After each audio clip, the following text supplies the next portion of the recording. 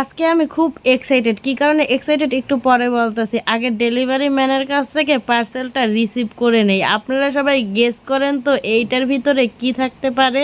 এইটার ভিতরে আছে ইউনিকর্ন বক্স। এইটা আমার বোনের অনেক দিনের স্বপ্নের একটা জিনিস।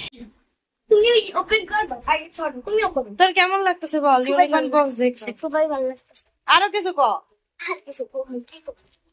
ও এইটাকে আনবক্সিং করার জন্য অনেক বেশি এক্সাইটেড, তাই আমার সাথে কথা না বললেই পাড়াপাড়ি করে এইটা আনবক্সিং করতেছে। আর এইটার ভিতরে এই সুন্দর দুইটা পেপার ছিল।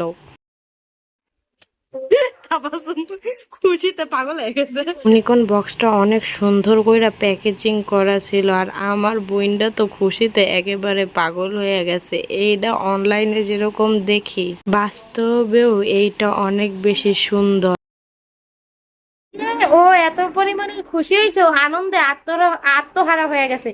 গত 3 থেকে 2 বছর আগে আগে এই জিনিসটা অনলাইনে দেখছিল, যে সময় এটা অনেক ভাইরাল ছিল। ওই সময় থেকে আর এটা স্বপ্ন ছিল এটা কিনবে, ফাইনালি হাতে পাইছে।